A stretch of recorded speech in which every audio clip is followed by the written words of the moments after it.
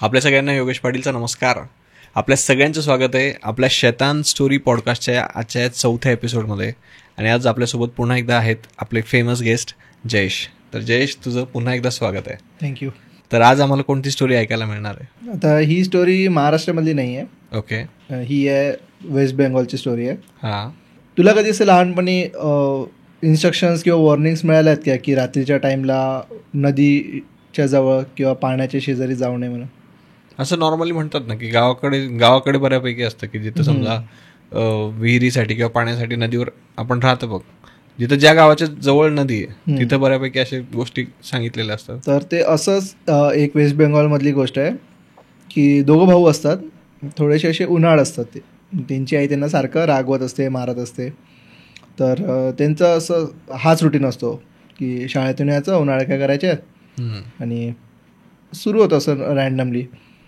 तर एक दिवस ना ते त्यांच्या आईला बोलतात की आम्ही असं खेळायला जाणार आहे थोडंसं गावाच्या बाहेर, जंगलात वगैरे. तर त्यांची आई त्यांना स्ट्रिक्टली वॉर्न करते की रात्री 6 म्हणजे संध्याकाळी 6च्या आधी तुम्ही घरी परत या. अंधार झाल्यानंतर घरी आले तर मार खाणार तुम्ही, अशी त्यांची आई त्यांना स्ट्रिक्ट वॉर्निंग देते. पण हे काय करतात, जातात खेळायला मित्र सगळे, आणि त्यांना टाईम म्हणजे अंधार पळूनच जातो. चांगले 6-7 वाजतात. तो जो लहान भाऊ असतो तो मोठ्याला म्हणतो की बघ आता तो उशीर झाला आहे, आता घरी जाऊन आपल्याला मार खावा लागणार. मग हे तो बोलतो की चल आता काय, आता खाऊन घेऊ मार आजचे दिवस. तर ते घरी यायला निघतात तिथून. तर त्यांना होणार असतो चांगला उशीर, एक 7:30-8 वाजणार असतात. ती येत असतात तर त्यांना रस्त्यात ना एक नदी लागते. तर त्या नदीच्या जवळनं त्यांना 3-4 माणसं दिसतात. मग या मोठ्या भावाला काय वाटतं की आपण एक काम करू, आता हे तिघं चौघजण हे अजून पण मासे पकडत आहेत, तर आपण जाऊ आणि त्यांना बोलू की आम्हाला एखादा मासा द्या, 1-2 मासे द्या तुम्ही. आता सकाळपासून जर तुम्ही बसलेले असणार, कारण मासे पकडायला कसं सकाळी जातात ना लोक, बरोबर, आणि एवढ्या उशिरापर्यंत थांबल्यात तर तुम्ही पकडलेच असणार मासे, तर आम्हाला 1-2 मासे द्या. त्यांना थोडं प्लीज वगैरे बोलू तर ते देतील. आणि आता बेंगॉली आहे ना, मासे त्यांचं हे असतं डिनरमध्ये. मग कसं आई पण खुश होऊन जाईल की बाबा पोरांनी मासे आणलेत. हे अशी तिकडे जायला लागतात. आता कसं असं वाट आहे, नॉर्मल रोड नाही आहे, तर पालापाचोळा असतो ना खाली पडलेला, तर ते आपण चालत जातो तर त्याचा आवाज होतो. तो आवाज होतो म्हणून ते चौघं पण त्यांना असं पळताना दिसतात. कोणी दिसत नाही तिथे नंतर बसलेलं. मग हे तिथे जातात, म्हणतात अरे यार ते चौघं तर गेले पळून, तर बघू म्हणजे असं काही असेल तर सापडला तर. तिथे जातात तर तिथे त्यांना एक असा पाय पडलेला असतो. बापरे. माणसाचा एक ह्युमन लेग पडलेला असतो, जो अर्धा जळालेला असतो, म्हणजे भाजलेला असतो. तो प्रॉपर असं दिसतो की तो त्यातून वास पण येत असतो. तसा भाजलेला पाय असतो तो, अर्धा म्हणजे असं पाय, फक्त पाय असतो पडलेला तिथे, बाकी बॉडी नाही राहत. मग या दोघांची, यांच्या सगळ्या मित्रांची सगळ्यांची फाटते. हे तिथून पळत सुटतात, घरी जातात. काय घरी गेल्यानंतर मग मार खातात आईचा की इतक्या उशिरा काय आले, काहीच सांगत नाही काय झालं. त्यानंतर मग ते गपचूप बसतात. मग त्यांची आई त्यांना परत विचारते की काय झालं तुम्हाला, इतका उशीर काय झाला. मग तो जो लहान मुलगा असतो ना, मोठा नाही तर पहिलेच सांगून ठेवलेलं असते की काय घरी जाऊन सांगायचं नाही की असं असं झालं म्हणून. जो लहान मुलगा काय करतो, त्याच्या आईला सांगून देतो की आम्ही गेलो होतो त्या नदीच्या शेजारी, आम्हाला वाटलं माणसं बसलेली असतील तर त्यांच्याकडून आपण मासे घेऊ, घरी येऊ. तर त्यांची आई काहीच बोलत नाही. त्यांना जेवायला वगैरे वाढते, ते जेवण वगैरे करतात. मग नंतर रात्र होते थोडीशी. मग त्या मोठ्या मुलाला विचारते की असं काही झालं का. तो डायरेक्ट म्हणतो नाही असं काही नाही झालं, तो लहान काय पण स्टोरी सांगतो. मग ती काय करते, दोघांना उभं करते. स्ट्रिक्ट असते ना आई, दोघांना उभं करते की बोला आता काय झालं, तुम्ही सांगा नाही तर तुमच्या मित्रांना बोलवते मी, मग सगळेजण एकसोबतच तुम्ही मार खाणार. मग तो बोलतो की मित्रांना काही बोलू नको, मी सांगतो काय झालं तर. मग तू सगळं नरेट करतो की बघ असं असं झालं होतं, आणि आम्हाला तिथे एक ह्युमन म्हणजे असं माणसाचा पाय दिसला पडलेला, जो जळालेला होता अर्ध्या. तर मग ती बोलते, मग ती पहिले तर त्यांना मारते त्या गोष्टीवरून पण, की तुम्ही का गेले ना, तुम्हाला सांगितलं होतं ना मी की रात्रीच्या टाईमला नदीच्या जवळ जायचं नाही, तुम्ही का गेले. तर ते बोलले की आम्हाला आधीच भीती वाटली होती की आता घरी जाऊन मग आम्हाला असं वाटलं की मासे वगैरे घेऊन जाणार तर तू काही बोलशील नाही. मग ती काय बोलत नाही, सोडून देते. मग आता या मोठ्या मुलाच्या मनामध्ये हे येतं की का आपल्याला, ते काय होतं ॲक्च्युली आपण जे बघितलं ते. आता जर सांगितलं ना स्टोरी आपण आईला, आता आपण प्रश्न विचारू शकतो. मग तो असंच तिला विचारतो, सांग ना काय होतं, मला माहीत करायचं की ते काय होतं, ते कोण होतं ते 4 जण बसलेले. मग ती पहिले त्यांना सांगतच नाही. मग तिला असं वाटतं की आपण जर नाही सांगितलं तर हे परत जातील तिथे बघायला की कोण होतं.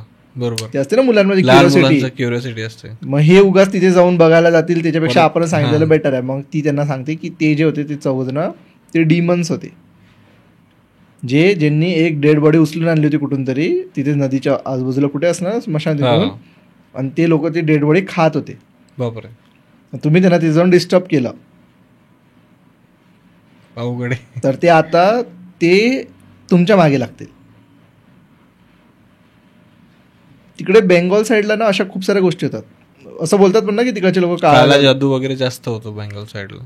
तिकडचे काय म्हणजे त्या लोकांना ते माहिती आहेत रिच्युअल्स की त्यांच्यामध्ये आधीपासूनच प्रॅक्टिस करतात. पण तिकडचे लोक आहेत की ते काला जादू वगैरे करतात, आणि त्यांच्यामध्ये असं खूप असतं. म्हणजे आपले जे असतात ना मेल्यानंतरच्या ज्या प्रोसेस असतात ना, त्यांच्याकडे ते आपण खूप अशा म्हणजे वेगळी असते त्यांची पद्धत जरा करायची. पण म्हणजे मी एवढं डीपमध्ये नाही गेलो त्यांच्या ह्याच्यात, कारण मला ते ब्लॅक मॅजिक आणि काय म्हणतात तंत्र त्या फील्डमध्ये अजून असं एंटर नाही करायचं. कारण मग एकदा एंटर केलं तर कसं मग त्यातच जातो, क्युरिओसिटीमध्ये माणूस आताच जातो. तर आपल्याला माहिती नाही ना इंटेन्सिटी किती आहे त्या गोष्टीची. जर त्याच्यामध्ये एंटर करायच्या पहिले सगळ्या गोष्टी माहीत पाहिजेत, कारण आपल्याला माहिती नाही बाहेर काय प्रॅक्टिसेस सुरू असतील, कोण काय करत असेल. आणि त्याच्यातून म्हणजे नदीच्या साईडला किंवा स्मशानाच्या साईडला तर जास्त असतं. तंत्र करणारे जे लोक असतात ना, ते काय करतात माहिती का, ते डिस्गाईजमध्ये राहतात. म्हणजे ते दुसऱ्या कोणत्या व्यक्तीचा रूप घेऊन राहतात. म्हणजे ते दाखवत नाहीत की आम्ही तंत्र करणारे आहेत. त्यांचं असं असतं की आपल्याला कोणी ओळखलं नाही पाहिजे की आम्ही तांत्रिक आहे. मग ते काय करतात, असं नॉर्मल व्यक्ती म्हणून फिरतात. जसं आता तो मूवी बघितला, तू शैतान बघितला ना, बरोबर, त्याच्यामध्ये कसं तो एक नॉर्मल माणूस म्हणून फिरत असतो, पण तो असतो काय, तो एक तांत्रिक असतो. पण तो दाखवत नाही की मी तांत्रिक. मग तांत्रिक जर दाखवलं तर लोकांना आधीच माहीत पडून जाईल की याचे एक ते इंटेन्शन्स खराब असतील, नाहीतर हा काहीतरी एक चुकीचं काम करत असेल, ब्लॅक मॅजिक करत असेल. मग ते असं नॉर्मल म्हणून फिरतात. ते त्यांच्या बॅकग्राऊंडमध्ये ते काय करत असतील त्याची आपल्याला गॅरंटी नाही राहत. बरोबर आहे. आणि नदीच्या साईडला कसं बरेच हादसे पण होतात ना, बरेच लोक मेलेले असतात तिथे किंवा काही असतात, तर त्याच्यामुळे पण थोडीशी निगेटिव्ह एनर्जी असत असेल. निगेटिव्ह एनर्जी तर ती असतेच. म्हणजे आता जिथे पॉझिटिव्ह आहे तिथे निगेटिव्ह एनर्जी. आणि आपली कसं आता आपली बॉडी ही चार्ज असते, पॉझिटिव्हली चार्ज आहे ना. आपण चांगल्या गोष्टी खातोय तर आपल्या बॉडीमध्ये चांगल्या हे आहेत, म्हणजे पॉझिटिव्ह एनर्जी आपल्या बॉडीमध्ये फिरत असते कंटिन्यू. आणि असं बोलतात की पॉझिटिव्ह एनर्जी ही गरम असते, जशी आपली आता बॉडी गरम आहे, निगेटिव्ह एनर्जी ही गार असते.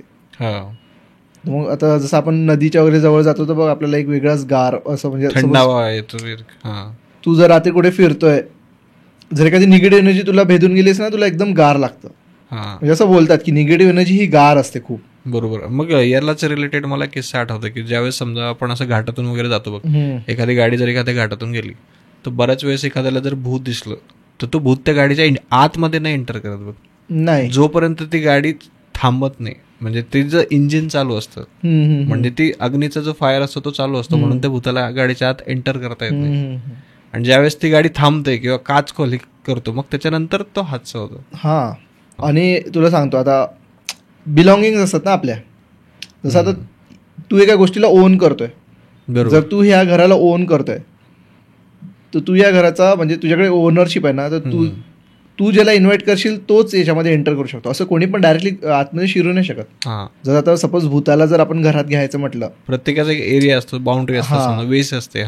तर तुझ्या घरात आता आपण म्हणतो ना की या घरामध्ये भूत आहे, त्या घरामध्ये भूत कधी असेल की जर तो त्या घरामध्ये मेलाय किंवा त्याला त्या घरामध्ये त्याच जागी राहत होता, त्या घरामध्ये त्याला मारलाय. जर तुला कोणी म्हणजे जर एका क्लोज स्पेस मध्ये जर एखाद्याचा मृत्यू झालाय, त्याला मारलाय, त्यासोबत काहीतरी चुकीचं झालंय ज्याच्यामुळे त्याचा मृत्यू झाला, तर त्या घरामध्ये त्याची आत्मा फिरत असते. असं नाही होत की मी आलो तुझ्या घरामध्ये आणि मी तुझ्या घरामध्ये भूत सोडला, असं नाही होत.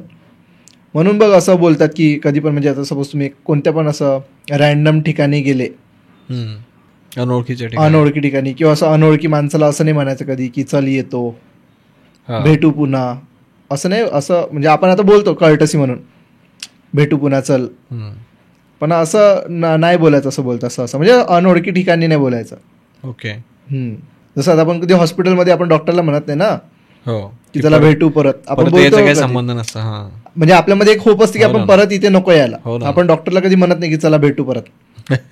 जसंच आपण पोलीस स्टेशनमध्ये जर गेलो तर आपण त्या इन्स्पेक्टरला म्हणणार नाही की परत भेटूया. म्हणजे त्या जागेचं आपल्याला माहिती आहे की आपल्याला तिथे परत जायचं नाहीये. आणि असं काही म्हणतात का, समजा जी नदी असते त्यांना पण काही बली वगैरे पाहिजे असतं किंवा नाही, असं काही नाही. अरे तुला सांगतो, बली प्रथा जी आहे म्हणजे जेवढं मी वाचलेलं आहे त्यानुसार मला असं वाटतं की बली म्हणजे तुम्ही कोणती तरी गोष्टीचा त्याग करा. जसं आता काय करतात तुला सांगतो, मी उज्जैनला गेलो होतो, तू बघितलं असेल माझ्या स्टेटसला रोज महाकालेश्वरचा फोटो असतो.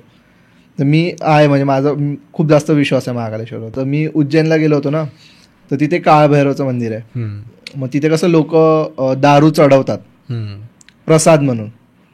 ॲक्च्युली त्याचा सिग्निफिकन्स काय माहिती आहे का, काळभैरवला दारू का देतात, किंवा शंकराला आपण म्हणतो आपण भांग चढवतो किंवा जे नशिल्या गोष्टी आहेत ते आपण तिथे जाऊन चढवतो, तर त्याचा अर्थ काय असतो की त्यांनी असं म्हटलं होतं की तुम्हाला म्हणजे लोकांना आधी राहायचं असं इश्यू राहायचे की आम्ही दारू पिली, आधी गंमतमध्ये प्यायचो, आता मला सवय झाली, तर आम्हाला याच्यापासून सुटका पाहिजे. तुम्ही त्या गोष्टीचा त्याग करा. मग देव काय म्हणतो की तुम्ही एक काम करा, तुम्ही ती गोष्ट मला द्या, माझ्याकडे सोडून जा आणि शपथ घ्या माझ्या पुढे. आता देवाच्या पुढे आपण म्हणतो ना, देवाच्या पुढे कोण आहे, देवाची शपथ म्हणजे सगळ्यात मोठी शपथ आहे. मग माझी शपथ घ्या, माझ्या पुढे तुम्ही शपथ घ्या की याच्यानंतर मी हात नाही लावणार या गोष्टीला. ही तिथून ही प्रॅक्टिस सुरू झाली. मग लोकांनी काय केलं, त्याचा बिझनेस, म्हणजे आता मंदिराच्या बाहेर तर लोक बिझनेसच करतात ना, फुलं हार विकणारे बिझनेस असतात. मग त्यांनी तेच केलं की नाही प्रसाद आहे, तुम्ही त्यांना चढवा ते. पण त्याचं असं हे नाही, आता मग कोण जो कधी दारू नाही पितो पण तिथे बॉटल घेऊन जातो, असं सिग्निफिकन्स नाही आहे. त्याचं तेच असतं की मला दारू सोडायची आहे म्हणून मग मी तुम्हाला दारू तुमच्याकडे देऊन टाकतो, हा त्याग करतोय त्या गोष्टीचा. तसंच बलीचं हे असतं की तुम्हाला जी सगळ्यात जास्त आवडते ना जी गोष्ट, त्या गोष्टीचा त्याग करा. मग त्याचा आणि असं काही संबंध नाही, असं नाही आहे. देतात ना लोक, म्हणजे आता प्राण्याला वगैरे मारून बळी देतात, ते सगळं चुकीचं आहे, ते तसं नसलं पाहिजे. मग ती बलिप्रथा आज लोकांनी काय केलं, त्या शब्दाचा म्हणजे असतो ना अर्थाचा अनर्थ. जसं आपले 33 कोटी देव, ऍक्च्युली संस्कृतमध्ये त्याचा कोटीचा अर्थ असतो टाइप्स, पण हिंदीमध्ये अर्थ काय होतो करोड. मग लोकांना काय वाटतं 33 करोड देव आहेत, पण ऍक्च्युली ते नाही ना, 33 प्रकारचे देव आहेत. तसंच ते बळीचं पण ते केलं लोकांनी, म्हणजे बळी म्हणजे कोणाचा तरी जीव घ्यायचा असं नसतं ते. ओके. जसं बोलतात नर बळी द्यायची. आता हे जे ब्लॅक मॅजिक करतात, ऍक्च्युली ब्लॅक मॅजिक करणाऱ्यांचं कसं असतं की ते एका दुसऱ्या, म्हणजे ते ब्लॅक मॅजिक नको, पण म्हणजे ज्या लोकांना त्यांची कामं करून घ्यायची असतात भूतांकडून, मग भूतांना काय असतं, त्यांना ह्याच गोष्टी पाहिजे असतात. कोणाचा तरी आत्मा हवा असतो, कोणाची तरी बॉडी हवी असते. मग ते लोक त्या गोष्टी मागतात की आम्हाला एका अशा या एज ग्रुपमधल्या अशा पर्सनचा बळी पाहिजे. मग हे लोक काय करतात, त्या ज्यांच्याकडून काम करून घ्यायचं आहे त्यांना थोडंसं असं भुलवून वगैरे त्यांच्याकडून बळी घेऊन घेतात. ॲक्च्युली मोस्ट ऑफ द केसेसमध्ये काय होऊन जातं की त्यांना स्वतःचं काहीतरी स्वार्थ तिथे पूर्ण करायचं असतं. म्हणजे काय असतं, आता सपोज एक तांत्रिक, त्याने एका देवाला म्हणजे एका भूताला अशी मागणी केली की मला या गोष्टी पाहिजे. मग त्या भूताने त्याला एक गोष्ट बोलली की हा मग मला एका माणसाचा जीव पाहिजे, त्याला पण काहीतरी पाहिजे असतं. हां ठीक आहे. मग आपण सपोज करू या गोष्टी, एक म्हणजे एक बिंब बनवू आपण, तर त्याने याला दिलं सगळ्या गोष्टी. आता याचं काम आहे ना की त्याला एक भूत आणून द्यायचा, म्हणजे एक सोल आणून द्यायचा, बॉडी एक सोल. मग हा काय करणार माहिती का, हा एखाद्या गावात जाणार दूर जिथे त्याला कोणीच ओळखत नाही. मग तिथे तो लोकांमध्ये असं भीती निर्माण करेल की असं असं आहे, तुम्हाला खूप धन प्राप्ती होणार, तुम्हाला हे होईल. म्हणजे तो त्या लोकांचं जे त्यांच्याकडे नाही आहे त्या गोष्टी बघेल.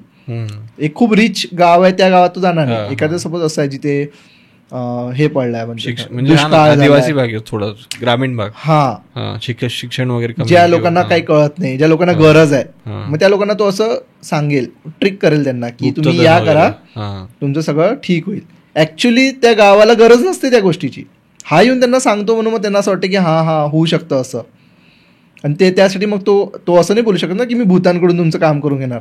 मग तो काय म्हणतो, मी देवांकडून तुमचं काम करून घेणार. मग लोकांना वाटतं हा देवांसाठी आहे तर ठीक आहे. मग हे लोक काय करतात, हां ठीक आहे बळी, तर मग बळी देतात.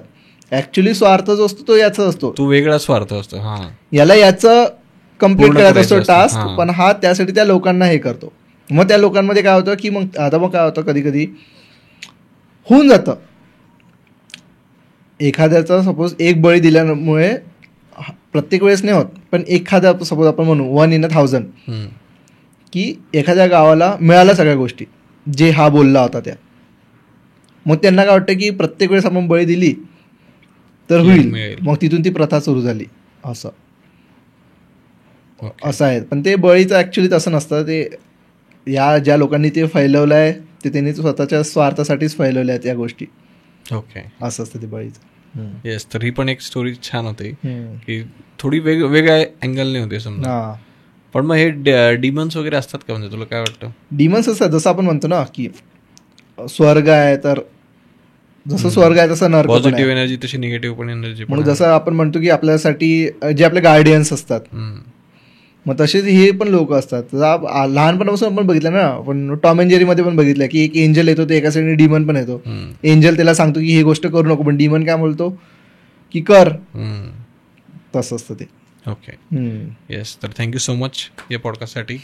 पुन्हा भेटूया पुढच्या पॉडकास्टमध्ये. थँक्यू. मित्रांनो, अजूनही तुम्ही हा पॉडकास्ट पाहत आहात म्हणजे आजची ही स्टोरी तुम्हाला नक्कीच आवडली असेल. तर आपल्या या व्हिडिओला लाईक करायला विसरू नका, आणि आपलं जे चॅनल आहे शैतान स्टोरीज याला सबस्क्राईब करायला पण विसरू नका.